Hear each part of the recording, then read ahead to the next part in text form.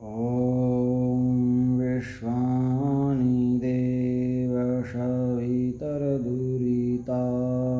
परासुव यद्भद्रं तन्न आशुव। ओम। प्रिय छात्रों, अभिभावकों, नमस्ते। आज की कक्षा में हम च वर्ग को देखेंगे। च, छ, ज, झ, ञ। च से चैतन्य स्वरूप। च से चैतन्य स्वरूप, परमात्मा का स्वरूप कैसा है, उस ईश्वर का स्वरूप कैसा है। चैतन्य स्वरूप है, चेतनता है, जड़ नहीं है। जड़ पदार्थ क्रियाशील नहीं होते, जड़ पदार्थों को क्रिया कराने वाले होते हैं, जबकि परमात्मा स्वतः चैतन्य स्वरूप है।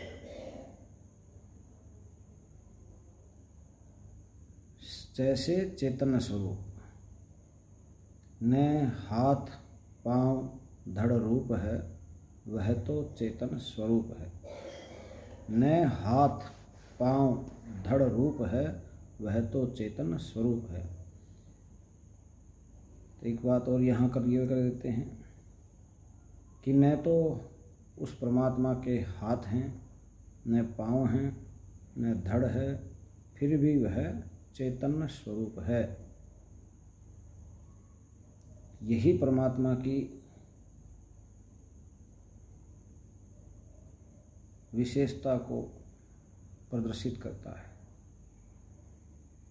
क्योंकि जो साकार होगा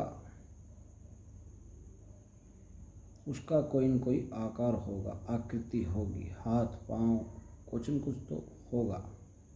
लेकिन परमात्मा जो है वो चेतन स्वरूप निराकार है।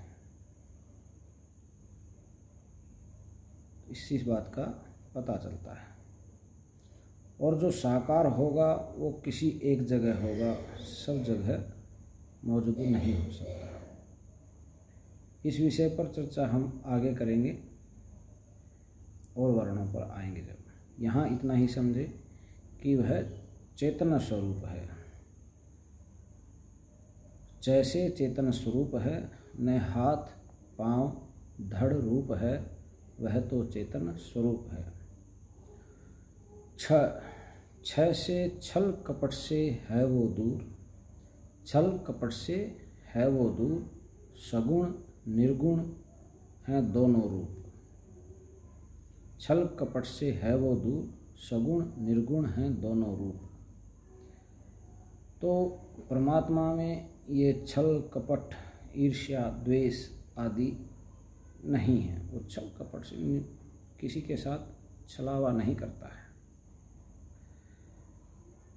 उसके दोनों प्रकार के रूप हैं, वो सगुण भी है और निर्गुण भी है। अब आप कहेंगे कि विरोधाभास कैसे है? तो जिन गुणों से वो युक्त हैं वो सगुण हैं। जैसे वो अजन्मा है, अजर है, अमर है, अभय है, नित्य है, अविनाशी है, ये उसके गुण हैं। तो इन गुणों के साथ होने से हम इत्यादि इसी प्रकार के और भी बहुत से गुणों से युक्त होने से वो सगुण हैं।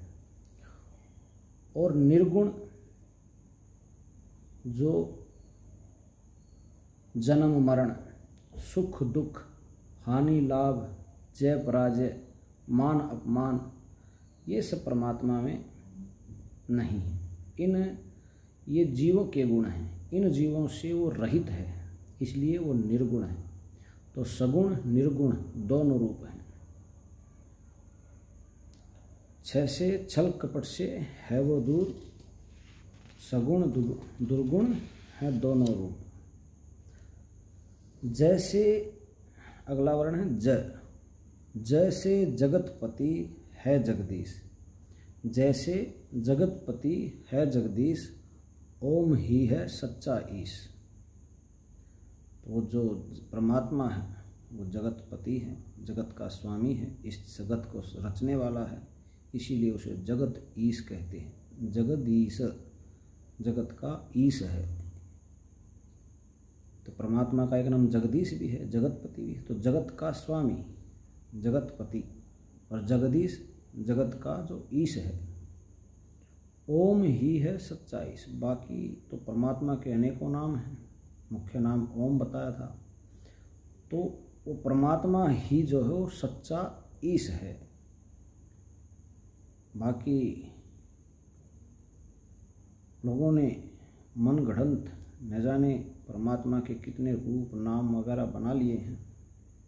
वो उनकी अविद्या के कारण, अल्पज्ञता के कारण है, वरना ईश्वर एक ही है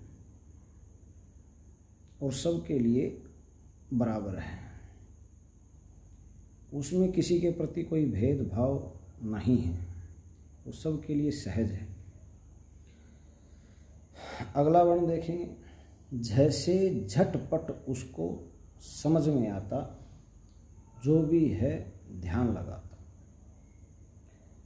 भाई समझ में तो उसी के आएगा जो ध्यान लगाएगा, उपासना करेगा,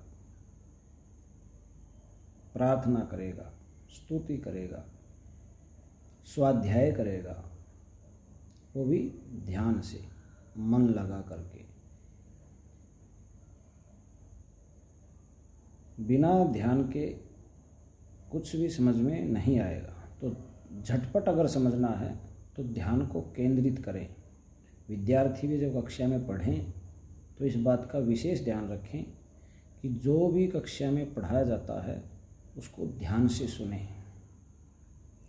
ध्यान से सुनोगे तो उस पर मनन चिंतन करोगे, चिंतन मनन करोगे तो आपको समझ में आएगा। ऐसे ही परमात्मा को भी अगर समझना है तो उसका ध्यान करना होगा, उपासना करनी होगी, समय देना होगा। तभी उसको हम जितना ज़्यादा उसके सानिध्य में उपासना के माध्यम से, आर्ष ग्रंथों के माध्यम से स्वाध्याय करेंगे, उतना ही हम उसको सहजता से जानेंगे और उसके नज़दीक जाने का प्रयास कर पाएंगे।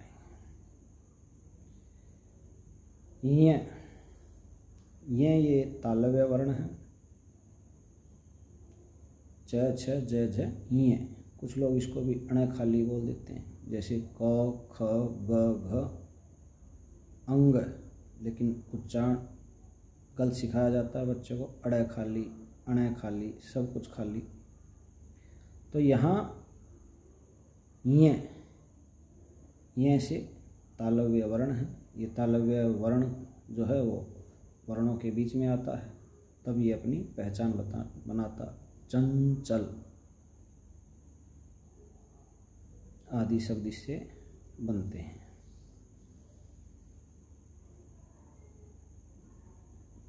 तो आज हमने जैसे चेतन स्वरूप है, न हाथ पांव धड़ रूप है, छह से छल कपट से है वो दूर, सगुण निर्गुण है दोनों रूप, जैसे जगतपति है जगदीश, ओम ही है सच्चा ईश, जैसे झटपट उसको समझ में आता, जो भी उसमें ध्यान लगाता।